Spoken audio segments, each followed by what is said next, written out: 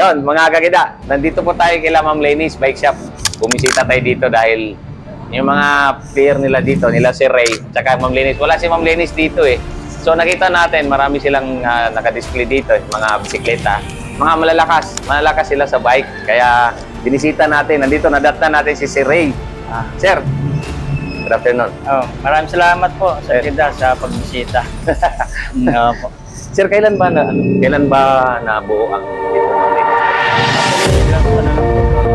2021. Pandemic. Pandemic po. Nabuo lang dahil tropa. Pandemic, nagbabike. Tapos napag-decide si Ma'am Lenny na mag-business nga nito. Maglagay ng business. So umpisa, maliit lang hanggang medyo lumaki na ngayon. So until now, ongoing pa rin ang operation. Paano si Ma'am Lenis pumasok sa ganitong negosyo ng bike? Mahilig din kasi siya mag-bike, sir. Then motor. Since pandemic nga, walang bike lang muna kami. Hanggang yun nga, makaka-come up kami sa idea ganito. Parang out of nowhere, naging business na lang. Oo nga, pero before siya nag-bike shop, ano siya dati, di ba? May RTW si Ma'am Yes, Lenis? sir. Sa Ariel RTW sa Baclaran. Sa Baclaran. Yun talaga yung business po. Yung business niya hanggang ngayon. Yes po, hanggang ngayon. Ayun. So sir, talking about yung mga piyesa, hindi to, yung mga bike. Ano ba yung mga klaseng bike? Nakita ko dito may mga road bike eh. Yung kanina Yes po, meron po kami mga road bike, mga Tosca road bikes, mountain peak. Then yung T-Reach, meron din po kami. Tapos sa mga mountain bike, ganun din po. Sa installment, meron po kami installment dito. Meron home credit po. Okay. Isang ID lang kailangan, tapos po down payment na 20% hanggang 30%. Interview lang po yun. Pagka after na interview at nakapasa, pwede na po downan, tapos pwede na iuwi po yung bike. Through interview lang po, hindi na po sila kailangan pag-CI sa bahay.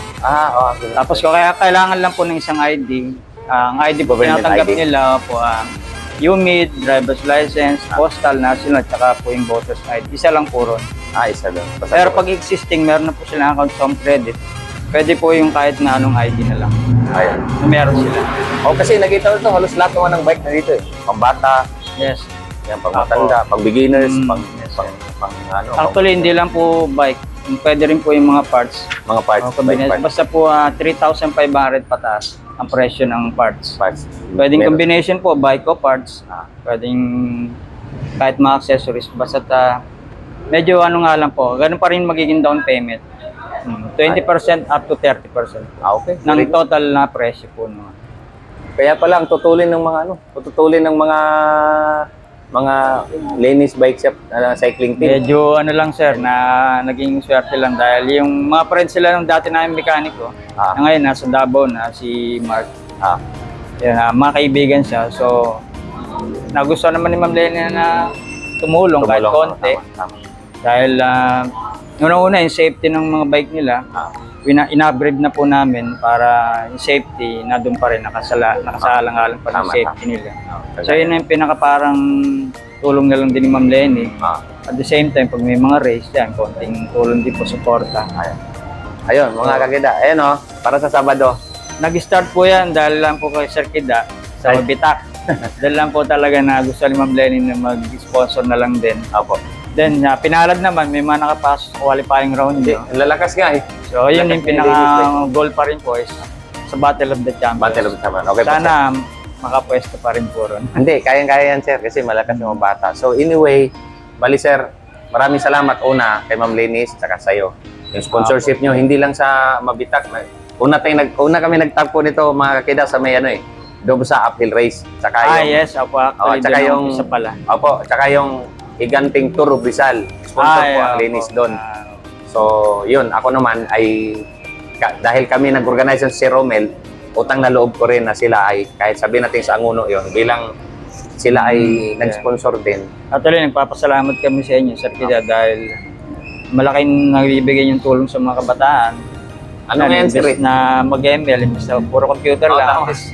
Na bubus yung kanilang mga self-confidence po din. Oo nga, sir. Kasi ang channel Kida Ikib, aka Bike Addict, nabuo kasi yan, sir, nung pandemic din. Nabuo siya nung March 14, 2020. A day before nung lockdown. So, siguro, kalooban din ng Panginoon na nandito kami. So, Ayan, yung anak ko, yan. Yung cameraman natin si Derek JB. Siya yung nagbuo ng channel. Laro-laro lang nung una. Hindi ko akalain na lumawig ng ganito at makakatulong. Tuloy-tuloy na rin natin. Saka, sa Parang- tulong ng mga sponsor. So, yun. Bali, So, sir, yun, ano pa bang goal ni Ma'am Lenny sa cycling at saka sa RTW niya? Sana ayun, lumago pa rin yung business niya para kahit paano makatulong pa rin kami sa mga batang siklista. Sa ngayon kasi hindi pa kami talaga kayang Established. sumuporta ng maraming member. So, pero we're looking forward na rin na maging maganda yung business at the same time. Yung, Tulong-tulong. medyo lumaki rin yung grupo kung sakaling papala rin kami. O talagang magtutuloy-tuloy din ng Mas okay vision ni kung Ma'am Lenny. magbuo kayo ng road bike. Yes, Mas- kasama rin po sa mga target yan. Oo. May mga player naman po kami sa ngayon, kaya lang po konti pa lang. Ayan. Unlike sa MTV, talagang meron tayong talagang nandun sila Ah. sa MTV. Ayun, mga kagada. So, ang Lenny's Bike Shop ay, yung exact address, yun na, ligaw pa kami. Dito lang po kami sa mismong lupo ng Caltex, Rizal Avenue ang location. Malapit po kami sa Iglesia ni Cristo at saka sa Taytay Tiangge po. Tiangge, okay. Yun. Makita nyo lang po yung Caltex, pasok lang po sa Caltex, nandun po ang Lenny's Bike Shop. Ayun. So, anyway. Nice. So, Salamat po ulit. Maraming salamat si Ray. Oo.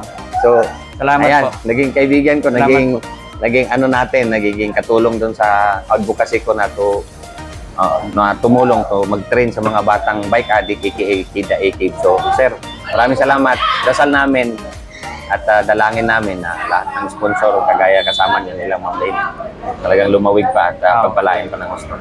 Yes po, masaya naman si Ma'am Lenny sa ganyan po eh. Dahil adventurous po yun eh. Oo nga. Mahilig sa mga race, sa mga motor at saka sa bike din. Oo, totoo yun. Mahirap talaga minsan nga rin, sa amin, sa side naming organizer, ako minsan, hindi talagang pro bono madalas. Pero yung happiness, makita mo yung mga bata na kaligayahan na nabibigay sa kay Ma'am Lenny ng mga bata eh, hindi na talaga matatawaran. Yun ang pinaka gusto niya rin kasi talaga. Nakikita nila yung pagpupursige ng mga kabataan, especially yung mga member po namin na may determinasyon talaga. Binibigay talaga yung best nila. At the same time, willing silang matuto, lumakas pa ng gusto.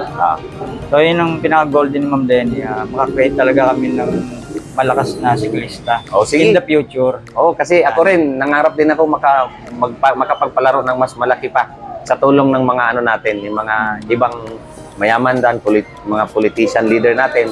So, hoping na lumaki din ang palaro Yun at po. nagtiwala sa atin. Sana makanyang makarating sa pro. Yan, Kahit nice. paano, nandito pa rin kami. May makarating nun sa pro. Yes. At least maalala pa si Ma'am Lenny. So ito ang bike shop. Oh, yes, tama. So, paano mga kita? Dito na. Bisitahin nyo, Lenny's Bike Shop. Dito po yan, sa Taytay Rizal. Malapit sa Tiangge, sa compound ng Caltex sa gas station dito sa Taytay. Okay? So, Thank paano? Ang Diyos ay mabuti. To God be the glory. Okay, Thank you bye-bye. po. Thank you. Bye-bye.